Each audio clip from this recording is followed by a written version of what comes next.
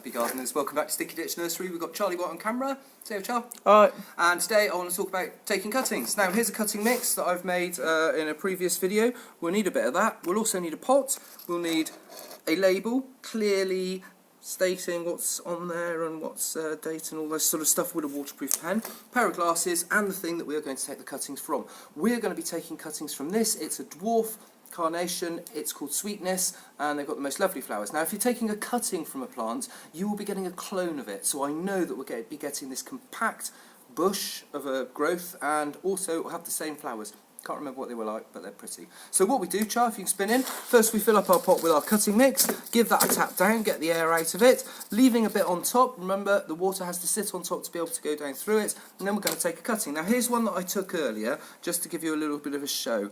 Now what we've done is, the moment we take a cutting, we take the root away from the plant. It has no other way of drinking, so all the water that's in it will be evaporating through the leaves. So we want to get rid of enough leaves to stop too much evaporation happening before it grows new roots, but we don't want to take away so many leaves that it can't photosynthesize and grow anymore. So what we'll do is, Charlie, if you can spin in here, I'm going to look in here with my glasses on for a suitable candidate. Now we've got a nice bit of growth there, and you can see you've got this woody bit underneath.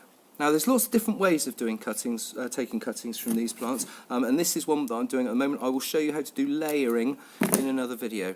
Now what I'm going to do is I'm going to rip off these bottom pieces here and throw them away like that, and a few of these leaves at the bottom. We're also going to pinch out the growing tip, because in the growing tip here is the hormone that will be making it grow. Now if we take this out here, the hormone will then spread throughout the plant, and we've got more chance of roots growing. And also I'm going to cut these leaves down a little bit so that it still photosynthesizes, but we haven't got so much water coming out of them and in the plant. There we go. So we've got another cutting. Now with the compost here, it's been compacted down. I'm going to make a little hole in the side there with my finger. Can you see that, Joe?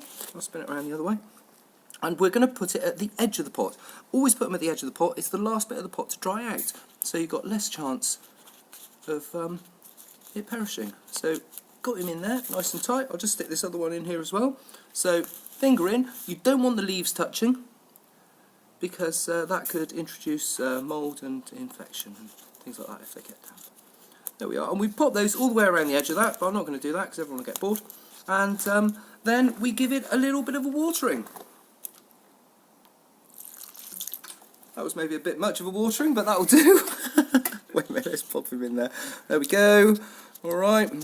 Sorry about that, ladies and gentlemen. There we are, and then we stick the label in, and that's it.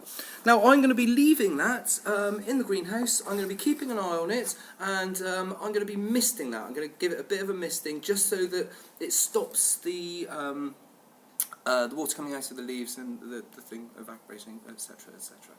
Anyway, this has been Robbie Phoenix down at Sticky Ditch Nursery with Charlie White on camera, showing you how to take carnation cuttings. Thanks for watching.